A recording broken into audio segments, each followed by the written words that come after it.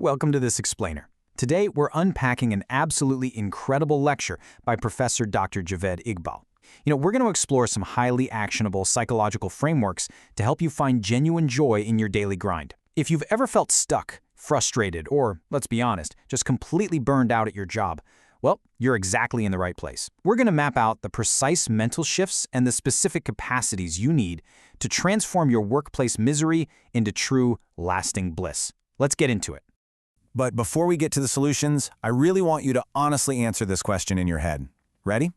How many of you are not happy with the work you do? It's totally okay to admit it. Actually, when Professor Iqbal asked this exact same question to a room full of professionals, he noticed that people were kind of hesitant to raise their hands. They were afraid of judgment from their bosses or their peers. But here's the thing. Acknowledging that dissatisfaction, that is literally the very first step toward actually learning how to fix it. Okay, let's dive into this. Here's our roadmap for today's explainer. We're going to start by looking at why we hate our work, check out the attribution theory, build your 4 capacities, map out the 4 dimensions of bliss, go over a quick 10-minute daily practice, and finally, define your noble objective. So starting with part 1, why we hate our work.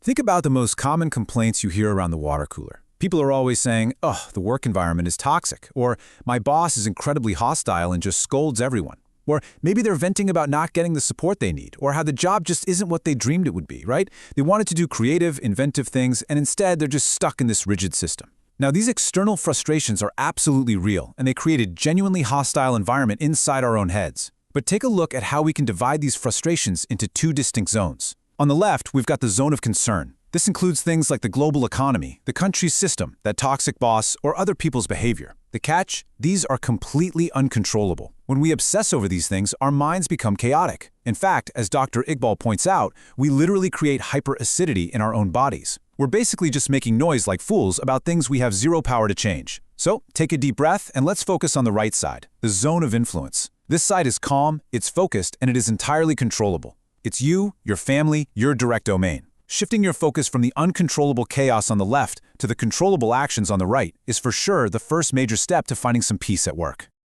Moving on to part 2, the attribution theory.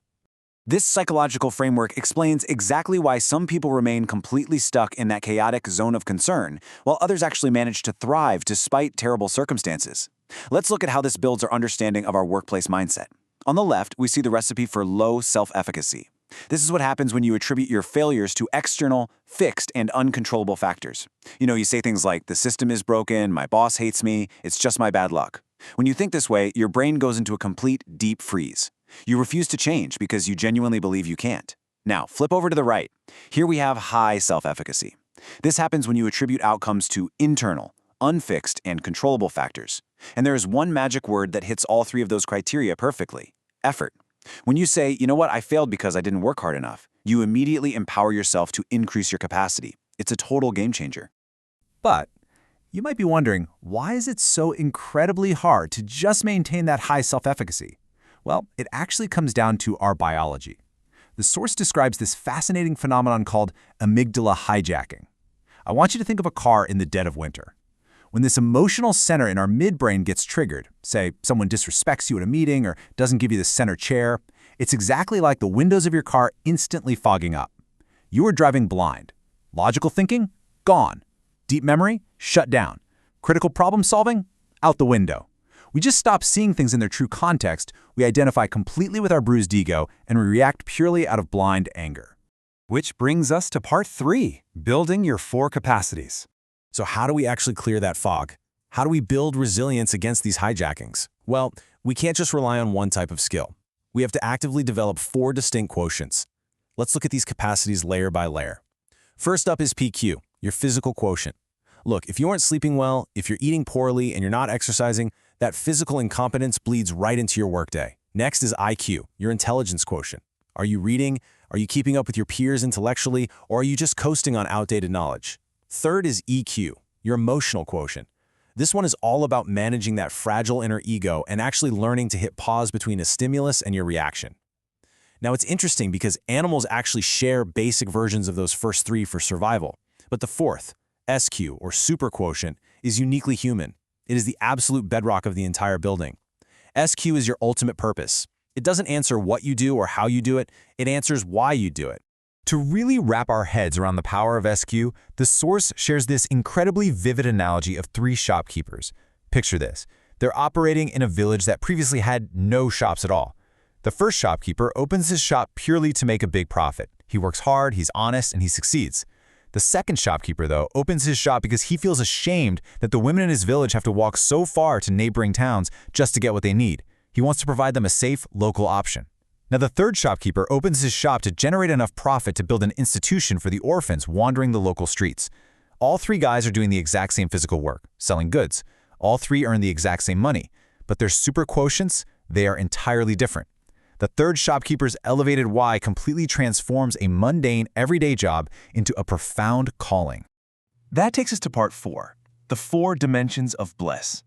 We've established a purpose is absolutely vital, but how do we actually balance that with, practical realities like paying rent? Dr. Iqbal points to a globally recognized framework from Japan, famously known as Ikigai. Let's look at how these dimensions overlap. It's like a giant puzzle. If you do what you love and what the world needs, you have a mission, which is great, but you might not be able to financially sustain it.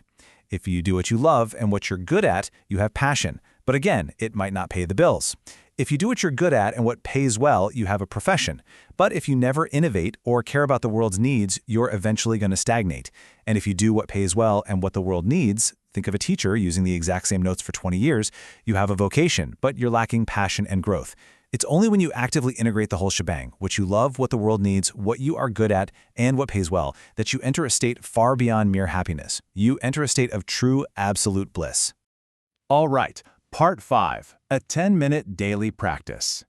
Now, knowing this framework is great and all, but how do we actually apply it to our messy lives? We need a way to constantly check our ego, stop that amygdala hijacking in its tracks, and realign with our superquotient. Dr. Iqbal recommends a deeply reflective practice originally outlined by the philosopher Imam Ghazali. Check this out. Every single night, spend just 10 minutes doing a non-judgmental, totally unbiased review of your last 24 hours. Just ask yourself these 4 simple questions. 1. What exactly did I do today? 2. What were my feelings at the time? 3. What were the feelings of the other people involved? And 4, and this is the most important one, what was my true intention behind my actions? By honestly evaluating your intentions, even asking yourself why you might have snapped at a colleague in a meeting, you gain awareness. And simply gaining that awareness is quite literally the ultimate cure for fear and frustration at work. Finally, part 6, defining your noble objective. Listen, if you take away just one thing from this explainer, it really needs to be this.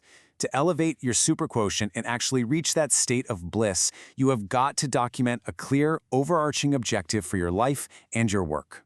But there are strict rules for what qualifies as a true noble objective.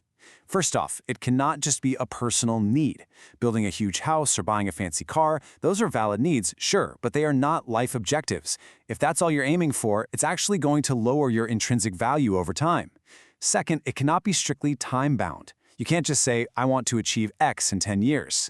Third, it must be genuinely noble, meaning it has to benefit people other than just yourself and your immediate family. And finally, the highest objectives, those are the ones that continue to have a positive impact long after your physical death. Which brings us to this incredibly powerful final thought from the source. Compromise for the objective, but never compromise the objective. Think about that. You might have to navigate around a toxic boss or deal with a completely broken system in your zone of concern. You can compromise on those daily hurdles, but you must never, ever let go of that core, noble purpose you've set for yourself. So I'm going to leave you with this. When you log in or step into your workplace tomorrow morning, what is your true noble objective going to be? Thank you so much for joining me on this explainer, and I'll catch you next time.